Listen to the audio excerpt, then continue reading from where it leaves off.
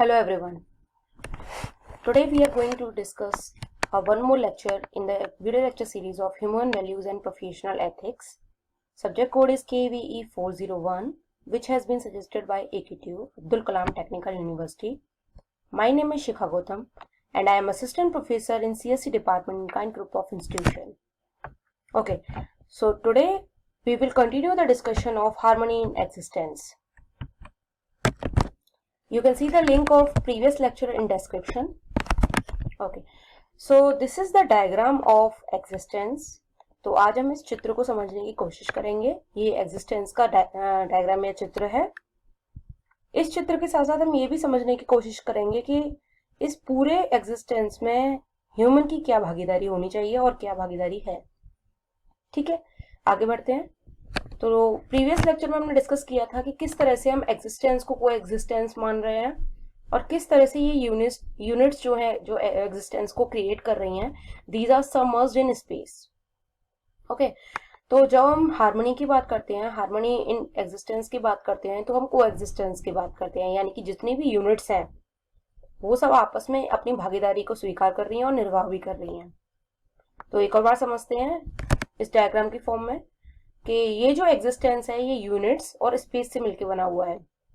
ये जो यूनिट्स है ये मिलकर नेचर बनाती हैं और जो स्पेस है वो बहुत व्यापक है.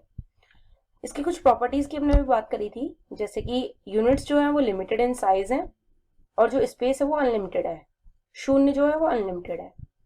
यूनिट्स जो है वो एक्टिव है, एक्टिव स्टेट में होती हैं, और जो स्पेस जो है वो क्रिया शून्य है, यानी कि नो एक्टिविटी, कोई एक्टिविटी नहीं होती उसमें. यानी कि स्पेस में कोई एक्टिविटी नहीं है, लेकिन स्पेस के अंदर जितनी भी यूनिट्स है उनमें एक्टिविटी है. अगली प्रॉपर्टी समझते हैं. यूनिट्स जो है वो सेल्फ ऑर्गेनाइज्ड होती हैं आपस में, और स्पेस जो है वो self organisation is available in space. ठीक है, उसके साथ साथ हमने बात करी थी कि यूनिट्स एनर्जाइज्ड हैं और स्पेस जो है वह एनर्जी का इक्विलिब्रियम बनाता है. ठीक है, जैसे कि अगर हम सन की बात करें तो सन इज एनर्जाइज्ड और स्पेस में उसकी एनर्जी का इक्विलिब्रियम बना हुआ है. यूनिट्स जो है वो रिकॉग्नाइज करती हैं इस रिलेशनशिप को और उनको फुलफिल भी करती हैं, इसीलिए कोएग्जिस्टेंस है. और स्पेस जो होता है वो ट्रांसपेरेंट होता है. ठीक है, तो अगर हम यूनिट्स को देखने चलें तो हम देख पाएंगे कि यूनिट्स दो तरीके से हम यूनिट्स को डिवाइड कर सकते हैं, material units and consciousness. Material units बोला गया है जड़, या इसे गठनशील कहा गया है, यानी कि इसका निर्माण हो सकता है, गठन हो सकता है, तो बनता बिगड़ता रहता है, तो ये गठनशील है मटेरियल. कॉन्शियसनेस जो है उसे हम चैतन्य कहते हैं, ये गठन पूर्ण है, इसका गठन हो चुका है. मटेरियल की जब हम बात करते हैं तो मटेरियल जो है वो टेम्पररी है, यानी कि समय के साथ बनता है, बिगड़ता है, बनता है, बिगड़ता है. उसके साथ साथ इसमें सिर्फ दो ही एक्टिविटी होती हैं, रिकॉग्नाइजिंग एंड फुलफिलिंग, यानी कि पहचानना और निर्वाह करना. लेकिन अगर हम सेल्फ की तरफ देखें तो ये कॉन्टिन्यूअस है, निरंतर है, और इसमें 4 एक्टिविटी हैं, knowing, assuming, recognising and fulfilling. Knowing यानी कि आप पहले क्या करेंगे, जानेंगे, एज्यूम करेंगे, रिकॉग्नाइज करेंगे, ठीक है, पहचानेंगे, और फिर उसे निर्वाह करेंगे, फुलफिल करेंगे.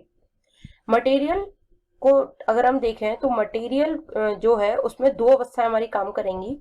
तो 2 अवस्थाएं मटेरियल से बनेंगी, हमारा फिजिकल ऑर्डर और प्राणिक ऑर्डर. यानी कि फिजिकल ऑर्डर की जब हमने बात करी थी तो वहां पे हमारे जो एटम्स हैं वो आए थे, जैसे हमने बात करी थी पानी, पत्थर, मिट्टी, सॉइल, ये सब हमारे फिजिकल ऑर्डर का पार्ट है.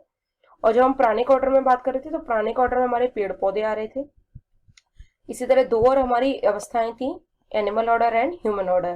You can see all these 4 orders in our previous lecture, उसका भी लिंक दिया हुआ है डिस्क्रिप्शन में. अगर हम फिजिकल ऑर्डर को देखें तो फिजिकल ऑर्डर में सबसे छोटी इकाई है एटम. ठीक है, तो एटम मतलब परमाणु, परमाणु मतलब परमाणु, सबसे छोटा कण जो है वो एटम है. एटम से मिलके मॉलिक्यूल मिल रहा है. मॉलिक्यूल क्या है हमारा, परमाणु है. मॉलिक्यूल डिफरेंट मॉलिक्यूलर स्ट्रक्चर के बेसिस पर डिफरेंट स्ट्रक्चर्स बनेंगी, और it can be divided into lumps and fluids. ठीक है, लम्प्स जैसे अगर हम देख सकते हैं प्लैनेट्स के फॉर्म में हो सकता है, या पर्वत पहाड़ के टर्म में हो सकता है. फ्लूइड की अगर हम बात करें तो तरल अवस्था के टर्म में, जैसे कि नदी, पानी, ठीक है, या अलग अलग टाइप के जो द्रव्य होते हैं उनकी फॉर्म में दिखेगा. तो ये जो फ्लूइड है ये पार्टिसिपेट करेगा प्राणिक ऑर्डर में, जीव अवस्था। तो जो हमारा प्राणिक ऑर्डर है उधर चलते हैं। प्राणावस्था में देखा हमने कि ये जो फ्लूइड्स है, फ्लूइड्स मिलके बनाएगा हमारा सेल्स। सेल्स जो है वो स्मॉलेस्ट यूनिट है प्राणिक ऑर्डर की। तो ये जो फिजिकल ऑर्डर का फ्लूइड है ये भागीदारी कर रहा है सेल्स में, प्राणिक ऑर्डर में भागीदारी कर रहा है, तो प्राणिक ऑर्डर में सेल्स क्रिएट करने में हेल्प कर रहा है। सेल्स मिलके बनाएंगे प्लांट्स, और प्लांट्स की अगर हम हायर स्ट्रक्चर की बात करें तो एनिमल बॉडी, और एनिमल बॉडी के बाद उसके higher structure human body can be created. Okay, फिर हम देख पा रहे हैं कि कॉन्शियसनेस को अगर हम समझें तो जैसे हमने बात करी थी कि जो हमारे एनिमल ऑर्डर है, ह्यूमन ऑर्डर है, सिर्फ दो ही ऐसे ऑर्डर है जहां पे कॉम्बिनेशन होता है ह्यूमन अगर हम ऑर्डर की बात करें तो ह्यूमन बॉडी और सेल्फ का कॉम्बिनेशन है। एनिमल ऑर्डर की बात करें तो एनिमल बॉडी प्लस सेल्फ। तो एनिमल ऑर्डर में क्या होता है, जीने की इच्छा होती है। ह्यूमन ऑर्डर में क्या होता है, जीने की इच्छा के साथ साथ कॉन्टिन्यूअस हैप्पीनेस है। ठीक है, तो प्राणिक ऑर्डर में अगर हम देखें, अगर एनिमल बॉडी जो है, अगर हम देखें एनिमल बॉडी प्लस इसको हमने मिला दिया कॉन्शियसनेस के साथ, यानी कि बॉडी प्लस सेल्फ को मिला के क्या बनेगा, एनिमल ऑर्डर। और ह्यूमन बॉडी के साथ अगर हम सेल्फ को मिलाएंगे then it will generate a human order.